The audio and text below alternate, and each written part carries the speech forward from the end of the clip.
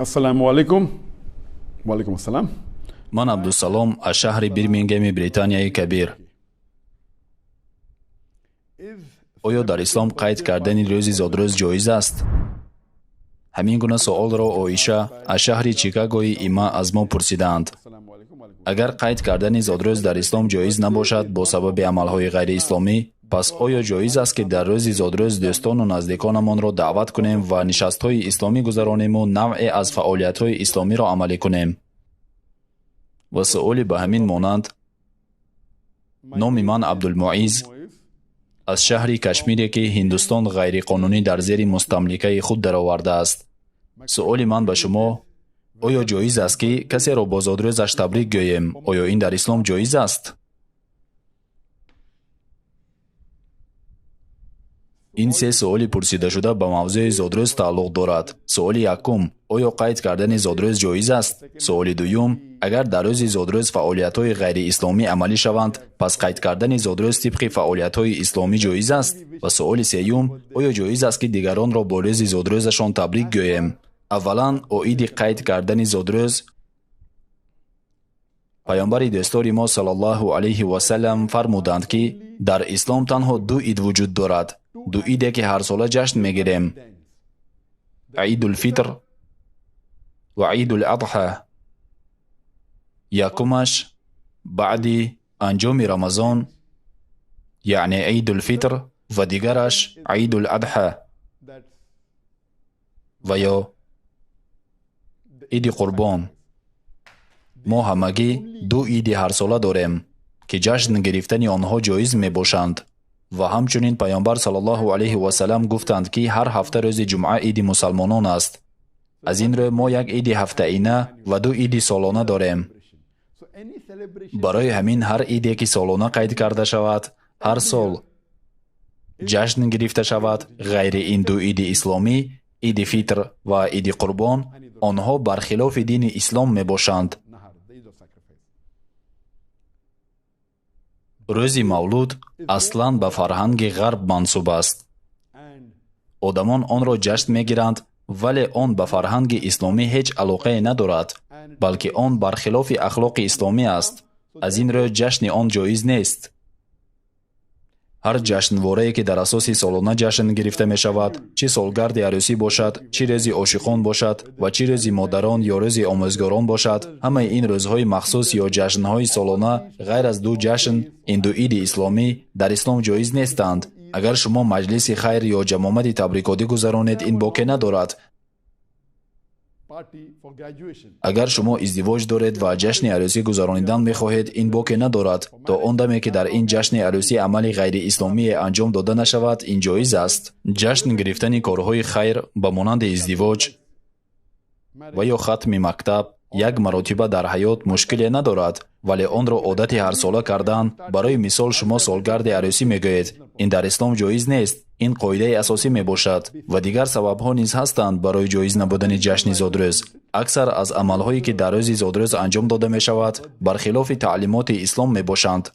барои мисол, агар шумо таърихи тортро варақ занед ки он чӣ гуна дар рӯзи зодрӯз пайдо шудааст, пас шумо мефаҳмед ки он дар замонҳои юнони қадим пайдо шудааст.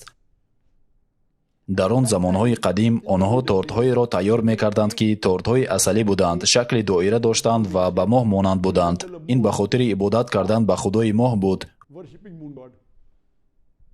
он торти доирашакли асалӣ ба моҳ монанд буд. онҳо дар болои торт шамъҳо мегузоштанд, он гуна ки ин амал ҳамчун ибодат ба худои моҳ буд. ҳамчунон, агар шумо таърихро варақ занед, пас мефаҳмед ки дар асри 15 дар олмон барои зодрӯз тортҳо омода мекарданд. ҳамчунон ин одат дар таърихи румиҳо ва дигар номусалмонон низ ба назар мерасад. имрӯзҳо дар мо шамъҳо мемонанд, вобаста аз он ки соли шумо ба чанд расед. агар 10 сола бошед 10 шамъ ва агар 20 сола бошед 20. гоҳе онҳо як шамъ зиёд мегузоранд бо мақсади он ки ту боз як соли дигар зиндагонӣ хоҳӣ кард. ва дар ин мавзӯъ бисёр фикрҳову музокироту хурофот вуҷуд дорад. баъдан мардум табрик мекунанд, баъдан шамъҳоро пуф карда хомӯш мекунанд. шумо медонед одатан мардум оиди беҳдошти саломатӣ мегӯянд вақте ки шумо шамъро хомӯш карда ба торт пуф мекунед. тибқи таҳқиқотҳо вақте ки шумо ба торт пуф мекунед пеш аз он ки шамъҳо хомӯш шаванд дар торт 14 маротиба зиёд микроб пайдо мешавад. тасаввур кунед ки мо аз беҳдошти саломатӣ гап мезанем вале шамъҳоро пуф карда ба торт микроб ворид мекунем ва ин тортро ба дигарон тақсим мекунем. ҳамзамон аз беҳдошти саломативу аз илм лоф мезанем. ин аллакай беҳдошти саломатӣ нест.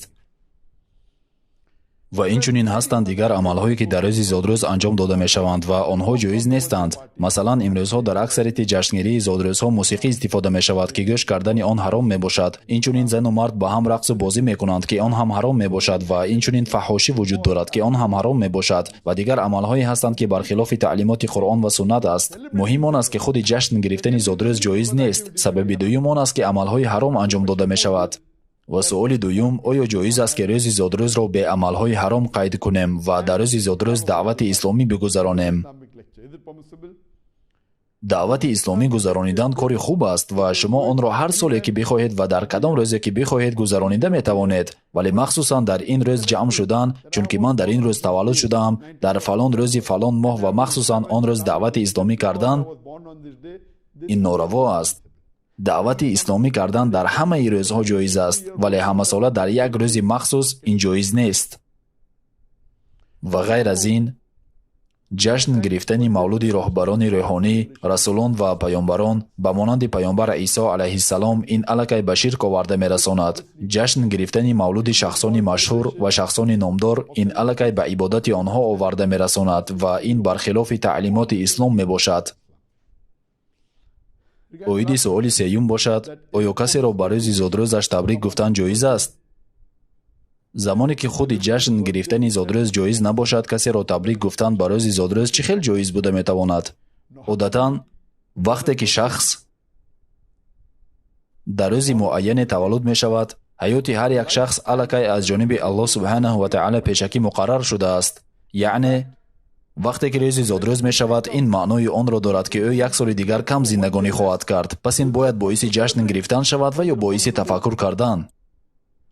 аз ин рӯ бемантиқист касеро бо рӯзи зодрӯзаш табрик гуфтан, бо сабабе ки ӯ 20 сола шуд ва ё 30 сола шуд ва дар асл ӯ ба марги худ қариб шуда истодааст.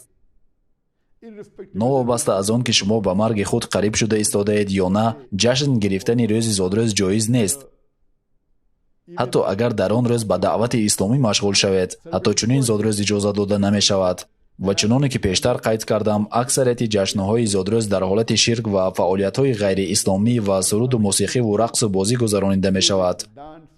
аз ин лиҳоз маслиҳати ман ба бародарону хоҳарони исломиям ва фарзандони мусалмон ин аст ки аз ин гуна фарҳангҳое ки ба хилофи таълимоти ислом ва бархилофи Қуръон ва суннат аст дур бошем ва мо набояд ки ин ҷашнбораҳои ҳарсоларо ҷашн бигирем ки бархилофи фарҳанги исломӣ ва таълимоти исломӣ мебошанд. умедворам ки ба суолатон посух гуфтам.